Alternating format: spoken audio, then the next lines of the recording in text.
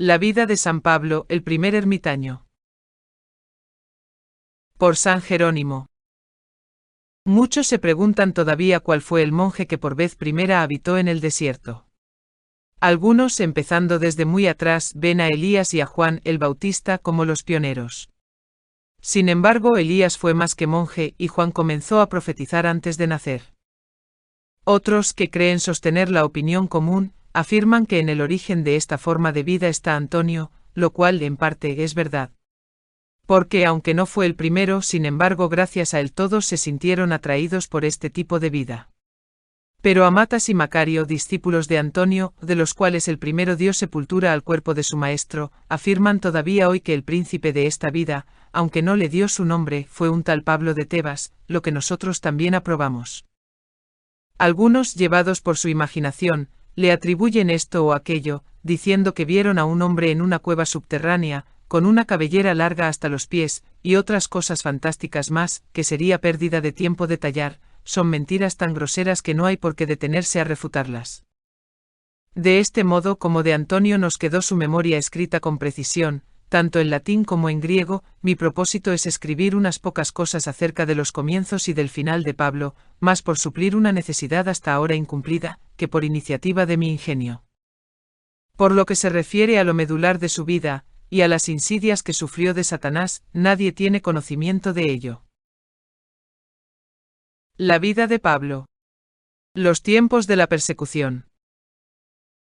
Bajo los perseguidores Decio y Valeriano, al tiempo que Cornelio de Roma y Cipriano de Cartago vertieron gozosos su sangre en el martirio, muchas iglesias en Egipto y Tebaida fueron devastadas por esa cruel tempestad. Los cristianos de aquella época solo anhelaban una cosa, caer a espada por el nombre de Cristo. Mas el astuto enemigo, buscando lentos suplicios para la muerte, deseaba más matar las almas que los cuerpos. El mismo Cipriano, el cual tuvo que pasar por aquellos tormentos, dice que no permitían matar a los que deseaban morir.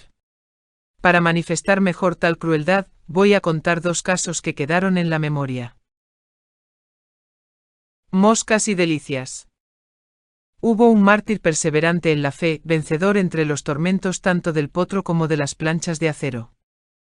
Viendo esto mandaron untarlo con miel y, atadas las manos atrás, exponerlo al sol más ardiente, para que se rindiese bajo los aguijones de los insectos, el que antes había resistido a las sartenes encendidas. Otro, joven en la flor de su edad, fue llevado a un huerto amenísimo. Allí, en medio de lirios de un blanco deslumbrante y encarnadas rosas entre las cuales serpenteaba un plácido arroyuelo con agradable murmullo de aguas, donde la brisa pasaba suavemente silbando por las hojas de los arbustos y los árboles, lo colocaron sobre un lecho de plumas y para que no pudiese menearse de un lado ni de otro, lo ataron con unas blandas cuerdas de guirnalda. De este modo, lo dejaron. Habiéndose ido todos, vino una hermosa ramera, y comenzó a excitarlo con suaves caricias en el cuello. Después, tenemos vergüenza incluso de decirlo, comenzó a tocar sus partes íntimas, de modo tal que excitada la concupiscencia del cuerpo pensaba, con impúdico triunfo, echársele encima. El soldado de Cristo no sabía ya qué hacer ni a dónde volverse y, al que ni los tormentos habían podido vencer, amenazaba derrotarlo el deleite carnal. Finalmente, inspirado de lo alto, el joven se cortó de un mordisco la lengua y la escupió a la que estaba besándolo. Y así dominó con el inmenso dolor, la libidinosa sensación. Un rico huérfano vendido. En aquel tiempo, pues, vivía Pablo en la Tebaida inferior, con su hermana que ya estaba casada, tenía por entonces unos 16 años, y después de la muerte de su padre y madre recibió una gran herencia. Era muy instruido tanto en las letras griegas como en las egipcias, manso de carácter y muy amante de Dios. Cuando estalló la tormenta de la persecución, se retiró a una propiedad algo apartada y secreta. Pero, ¿a qué no fuerzas el corazón del hombre, tú, temible hambre de dinero? El marido de su hermana empezó a buscar a aquel a quien debía ocultar. Ni las lágrimas de su mujer, ni el parentesco de la sangre, ni la consideración de que Dios todo lo ve desde el cielo, lograron detenerlo de semejante crimen. Empecinado, lo acosaba cruelmente fingiendo justicia. La cueva de los acuñadores de moneda. Cuando el muy prudente adolescente comprendió su situación, se fue huyendo al desierto de los montes aguardando el fin de la persecución. Pero transformando la necesidad en deseo, se adentró cada vez más en el interior, haciendo algunas paradas. Así llegó a un monte rocoso, en cuya base había una gran cueva cerrada con una piedra. La corrió y como los hombres tienen una natural curiosidad para conocer las cosas ocultas, la exploró con mucho interés, y vio que adentro había un amplio vestíbulo, abierto hacia el cielo, aunque cubierto por una vieja palmera con ramas entrecruzadas que se inclinaban señalando una fuente cristalina. Su torrente apenas salido de la vertiente, después de un breve recorrido, era absorbido nuevamente por la tierra que lo producía. Además de esto, había unas cuantas habitaciones, corroídas por la erosión de la montaña, en las cuales se hallaban yunques y martillos ya herrumbrados y gastados, que habían servido para acuñar moneda. Aquel lugar fue usado, según las historias de los egipcios, como taller para hacer moneda falsa en la época en que Antonio se unió con Cleopatra. 2 proezas ascéticas. Pablo tomó cariño por ese lugar, como si le hubiese sido presentado por Dios mismo, y allí pasó toda su vida en oración y soledad. El vestido y el alimento se lo suministraba la palmera. Y que no se crea que esto es imposible. Tomo por testigos a Jesús y a sus santos ángeles, en esa parte del desierto que linda con la Siria y los sarracenos, vi y todavía veo, a 2 monjes, uno de los cuales, estando encerrado por espacio de 30 años, vivía exclusivamente de pan de cebada y de agua cenagosa, y el otro, metido en una vieja cisterna que los sirios en su lengua nativa llaman gube, se sustentaba cotidianamente con 5 dátiles. Estas cosas parecerán increíbles a los que no creyeren que todas las cosas son posibles para los que creen. El hipocentauro guía. Pero volvamos a aquello de lo que nos apartamos. El bienaventurado Pablo ya llevaba 113 años de vida celestial en la tierra cuando Antonio, nonagenario, como él decía con gusto, viviendo en otro desierto, concibió en su mente la idea de que era el único monje perfectamente solitario que habitaba en el yermo. Pero una noche, mientras estaba descansando, le fue revelado que más adentro en el desierto, había otro, mucho más perfecto, al cual debía ir a visitar. Apenas amaneció, sustentando sus debilitados miembros con un báculo, el venerable anciano se puso en camino sin saber a dónde. Ya era mediodía y un sol abrasador lo ahogaba, pero no desistía de su itinerario diciendo: «Confío en mi Dios que me prometió mostrar a aquel antiguo consiervo». Apenas había dicho esto, vio pasar un hombre mitad caballo, al cual los poetas llaman hipocentauros. Al verlo se hizo la saludable señal de la cruz sobre la frente y luego le preguntó: «¿Tú, dónde es que habita el siervo de Dios?». Pero éste se puso a relinchar no sé qué cosas extrañas, balbuceando más que articulando, con la boca cubierta de erizados pelos, tratando de dar una respuesta cortés. Y extendiendo su derecha le mostró el camino buscado, y después emprendió la fuga por los vastos campos, tan ágil como un pájaro, y desapareció a la vista de sus ojos. Ahora bien, que esto haya sido ficción maliciosa del demonio para espantarlo, o si acaso el yermo, tan fecundo en animales monstruosos, haya engendrado también esta bestia, lo tenemos por incierto. Un cristiano con pies de chivo. Admirado pues Antonio de lo que había visto, y revolviendo en su interior lo que había pasado, prosiguió su camino. Al poco rato vio en un valle rocoso a un hombrecillo pequeño, con la nariz chata y cuernos en la frente, y la última parte de su cuerpo terminaba en pies de cabra. Antonio, ante este espectáculo, como buen luchador, tomó el escudo de la fe y la coraza de la esperanza. Sin embargo, el animal le ofreció como en prenda de paz unos dátiles para el sustento de su camino. Viendo esto, Antonio detuvo su marcha y preguntándole quién era, recibió esta respuesta: «Yo soy un mortal, uno de los moradores del yermo que los paganos, engañados por sus muchos errores, honra con los nombres de Sátiro, Fauno y Pesadilla. Soy un delegado de mi grupo. Te suplicamos que ruegues al Dios común de todos, el cual sabemos vino recientemente por la salud del mundo, y su palabra se difundió por toda la tierra». Oyendo estas palabras, el viejo caminante regaba su rostro con lágrimas por la gran alegría que sentía en su corazón, y se holgaba grandemente por la gloria de Cristo y la caída de Satanás. También se admiraba de cómo había podido entender sus palabras. Entonces, golpeando con su báculo la tierra, dijo: «Ay de ti, Alejandría, que adoras a los monstruos en vez de a Dios. Ay de ti, ciudad ramera, a la cual han concurrido todos los demonios del mundo. ¿Qué podrás decir ahora que las bestias alaban y confiesan a Cristo, mientras que tú en lugar de Dios honras a los monstruos? Apenas había dicho estas palabras, cuando aquel irrisorio animal huyó como llevado por alas. Y para que este fenómeno no provoque una incredulidad escrupulosa, recuerdo que en tiempos del emperador Constancio todo el mundo fue testigo de cómo trajeron a Alejandría a un hombre vivo de este tipo, del cual todo el pueblo quedó admirado. Después de muerto inyectaron sal al cuerpo para que no se corrompiese con el calor del verano, y así lo llevaron a Antioquía para mostrarlo al emperador. Visita trabajosa. Pero voy a proseguir con mi historia. Antonio, avanzando por la región que recorría, vio solamente algunas huellas de fieras y el inmenso desierto que se extendía hasta lo lejos. No sabía qué hacer ni a qué parte dirigirse. De este modo, había pasado ya el segundo día. Solo le quedaba como único consuelo el confiar que Cristo no lo abandonaría. La segunda noche oscura la pasó toda en oración.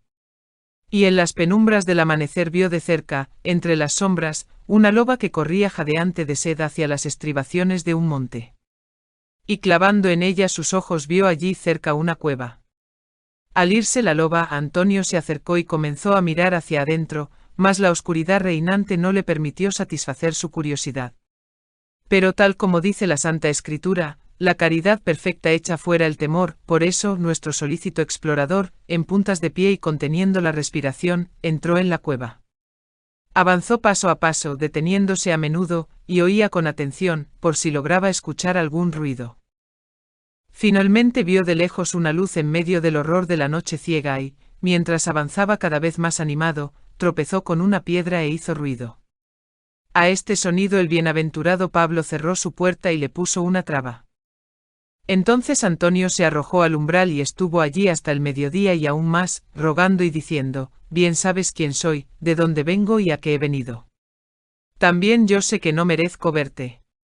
Mas a pesar de esto, no me iré de aquí sin haberte visto. ¿Por qué, admitiendo las bestias, desechas al hombre? He buscado y he hallado, ahora llamo a la puerta para que me abran. Si no lo consigo, moriré aquí, delante de esta puerta, así al menos tendrás que enterrar mi cuerpo. Decía estas cosas inmóvil y bien firme. A lo cual el héroe respondió con pocas palabras: nadie pide amenazando, nadie mezcla las lágrimas con las injurias. Y todavía te asombras de que no reciba al que viene para morir. Diciendo estas cosas entre risas, Pablo abrió la puerta. Entonces los dos se abrazaron, saludándose por sus nombres y dieron juntos gracias al Señor. El cuervo panadero. Después de haberse dado el beso santo, Pablo se sentó y comenzó a hablar con Antonio de esta manera: aquí ves, hermano, al que con tanto trabajo has buscado, con sus miembros consumidos por viejo y cubierto de canas desprolijas. Ves aquí al hombre que bien pronto será tierra. Mas como la caridad todo lo soporta, cuéntame por favor, ¿en qué estado se halla el linaje de los hombres? ¿Se levantan nuevos edificios en las antiguas ciudades? ¿Qué régimen está ahora dominando el mundo? Hay todavía gente arrastrada por el engaño de los demonios. Y mientras hablaban de estas cosas, de pronto vieron un cuervo que se había sentado sobre una rama del árbol, y deslizándose desde allí con suave vuelo, les dejó un pan entero ante sus miradas asombradas y se fue. Entonces dijo Pablo: mira, Antonio, el Señor nos ha enviado la cena, verdaderamente es piadoso y misericordioso. Hace 60 años que me envía cada día medio pan, mas ahora, por haber venido tú, Cristo ha duplicado la ración a sus soldados. Una liturgia en el desierto. Habiendo pues celebrado la acción de gracias, se sentaron a la orilla de la fuente cristalina y empezaron una piadosa disputa sobre quién había de partir el pan, lo cual duró casi todo el día hasta la tarde. Pablo sostenía que esto era un deber de hospitalidad, y Antonio consideraba que era un derecho de ancianidad. Al fin concertaron que cada uno asiese el pan por su parte y de esta manera tirasen, llevándose cada uno lo que quedaba en su mano. Luego, agachándose de frente sobre la fuente, cada uno bebió un poco de agua, y ofreciendo a Dios un sacrificio de alabanza velaron toda la noche. Cuando el día ya retornaba sobre la tierra, Pablo habló a Antonio de esta manera. Hace mucho tiempo, hermano, sabía que vivías en estas regiones, y Dios me había prometido que serías mi consiervo, y como ya se acerca el tiempo de mi dormición y siempre deseé irme para estar con Cristo, mi carrera ha concluido, y espero recibir la corona de justicia. Por eso el Señor te ha enviado para que cubras mi cuerpo con tierra, o para decir mejor, para que restituyas la tierra a la tierra. El manto de Atanasio. Oyendo esto, Antonio le rogaba con lágrimas y gemidos que no lo desamparase, sino que lo llevase como compañero de ese viaje. Mas Pablo le respondió: no debes, hermano, pensar solo en tu provecho, sino en el provecho ajeno. Es cierto, te convendría dejar la carga de la carne y seguir al Cordero, pero los demás hermanos aún necesitan ser instruidos por tu ejemplo. Por eso te ruego, si no te resulta muy molesto, que me traigas aquella capa que te dio el obispo Atanasio, para envolver mi cuerpo. Esto le pidió el bienaventurado Pablo, no porque le importase mucho que su cuerpo se pudriese cubierto o desnudo, habiéndolo tenido vestido por tanto tiempo solo con hojas tejidas de palma, sino para que, apartándolo con este encargo, no tuviera la tristeza de verle morir. Admirado Antonio de oír lo de Atanasio y de su capa, miró a Pablo como si viera a Cristo en él, y venerando a Dios en su corazón, no osó replicarle cosa alguna sino, que derramando silenciosamente muchas lágrimas, le besó los ojos y las manos, y volvió a su monasterio, el cual fue ocupado más tarde por los sarracenos. Sus pies ya no obedecían a su ánimo, pero, aunque el cuerpo estaba extenuado por los ayunos y quebrantado por los muchos años, con su ánimo venció a su edad. La humildad de Antonio. Finalmente, fatigado y sin aliento, llegó a su morada. Dos de sus discípulos, que desde hacía mucho solían servirle, le salieron al encuentro preguntándole: Padre, ¿dónde has estado todo este tiempo? Él les contestó: ay de mi pecador, que injustamente tengo el nombre de monje. He visto a Elías, he visto a Juan en el desierto, y de veras he visto a Pablo en el paraíso. Y cerrando con estas palabras su boca y golpeando su pecho con la mano, sacó de su celdilla la sobredicha capa. En balde le rogaban sus discípulos que les declarase más explícitamente lo que había dicho.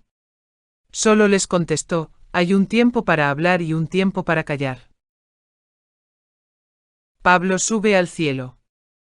Dicho esto, salió afuera sin comer ni un solo bocado y volvió por el camino que lo había traído. Tenía sed de su amigo Pablo, anhelaba verlo, contemplarlo con sus ojos, y su mente estaba arrobada en él. Temía lo que en realidad sucedió, que en su ausencia entregase su alma a Cristo, a quien se la debía. Cuando ya amanecía otro día y todavía le faltaban 3 horas, vio subir a Pablo entre la multitud de los ángeles y entre los coros de los profetas y apóstoles, resplandeciendo con una blancura de nieve, y cayendo luego sobre su rostro, echaba arena sobre su cabeza y decía llorando amargamente: ¿por qué, Pablo, me abandonas? ¿Por qué te vas sin despedirte? Tarde te conocí, y te vas tan pronto. La muerte lo encontró de rodillas. El bienaventurado Antonio contó más tarde que el resto del camino lo había andado tan ligero, que parecía volar como un pájaro, y no sin razón. Al entrar en la cueva vio al santo hincado de rodillas, la frente alzada y las manos extendidas al cielo, exánime. Como en un primer momento le pareció que aún vivía y rezaba, se puso también él a orar. Mas después, al no percibir ningún suspiro como solía cuando rezaba, le besó con lágrimas y entendió que aun muerto el cuerpo del santo, con el gesto y su postura oraba a Dios, para quien todas las cosas viven. 2 leones sepultureros. Antonio envolvió el cuerpo, lo sacó fuera de la cueva y cantó himnos y salmos, según la costumbre cristiana. Pero luego se entristeció al ver que no tenía azadón para cavar la tierra. Muchos pensamientos le pasaban por la mente y dando 1000 vueltas decía, para sus adentros: si vuelvo al monasterio, hay 4 días de camino, y si me quedo aquí, tampoco aprovecho nada. Muera entonces, oh Cristo, junto a tu luchador como es justo, dando mi último suspiro. Estaba pensando estas cosas cuando de pronto aparecieron 2 leones, que surgieron a toda carrera desde lo más oculto del desierto, con sus melenas al viento. Al primer instante quedó horrorizado, mas enseguida, levantando su corazón a Dios, perdió todo miedo, como si viera palomas. Los leones vinieron derecho a donde yacía el cuerpo del bienaventurado anciano, y allí se frenaron, y acariciándolo con sus colas, se echaron a sus pies rugiendo con intensos gemidos, de tal suerte que comprendía que lloraban de la manera que podían. Y luego allí cerca comenzaron a cavar la tierra con sus garras, y sacando arena en cantidad, abrieron un hoyo capaz de alojar a un hombre. Al terminar, como pidiendo su galardón por el trabajo, moviendo las orejas y con la cabeza gacha, se fueron hacia Antonio y le lamían las manos y los pies. Por lo cual él entendió que le pedían la bendición. Y sin demora, alabando a Jesucristo por ver que aun los animales mudos le reconocían por Dios, dijo estas palabras: Señor, sin cuyo consentimiento no cae ni una hoja de un árbol ni un pichón a tierra, da a estos animales lo que veas que les conviene. Y haciéndoles una señal con la mano les mandó que se fuesen. Habiéndose ido los leones, cargó sobre sus hombros seniles el peso del cuerpo del santo y poniéndole en la tumba echó tierra encima y levantó un montículo como se acostumbra. Al otro día el piadoso heredero, para no perder nada de los bienes del que había muerto sin testamento, tomó para sí la túnica que Pablo mismo había tejido para su uso con hojas de palma a manera de un cesto, y con esta prenda retornó a su monasterio, y contó a sus discípulos por orden todo lo que había pasado. Y en las fiestas solemnes de Pascua y Pentecostés siempre vestía la túnica de Pablo. Riqueza y pobreza. Ahora, al fin de mi pequeña narración, quisiera preguntar a aquellos que no conocen siquiera todo el patrimonio que poseen, que revisten sus casas con mármoles preciosos y como con un hilo juntan los valores de sus estancias, ¿qué cosa faltó jamás a este anciano desnudo? Ustedes beben en vasos hechos de piedras preciosas, él satisfizo su naturaleza con el hueco de sus manos. Ustedes entretejen oro en sus túnicas, él no tenía ni la ropa vilísima de cualquiera de sus esclavos. Mas ahora, por el contrario, está abierto el paraíso para aquel pobrecillo, mientras que a ustedes, cargados de oro, los tragará el infierno. Él, aunque desnudo, conservó limpia la vestidura de Cristo, y ustedes, vestidos de ropa de seda, la perdieron. Pablo yace cubierto solo con un vilísimo polvo para la resurrección, a ustedes los oprimen las fastuosas lápidas, y juntamente con sus riquezas arderán. Les suplico, tengan piedad de ustedes mismos. Al menos por consideración de las riquezas que tanto aman. ¿Por qué visten a sus difuntos con brocado dorado? ¿Por qué no cesa la ambición aún entre las lágrimas del duelo? Por ventura, no han de pudrirse los cuerpos de los ricos, sino envueltos en seda. Oración. Te ruego pues, hermano, quien quiera que leyeres esto, acuérdate de Jerónimo, pecador, el cual, si Dios le diere la opción, con mucha más voluntad elegiría la túnica de Pablo con sus méritos, que la púrpura de los reyes con su castigo. Dios les bendiga.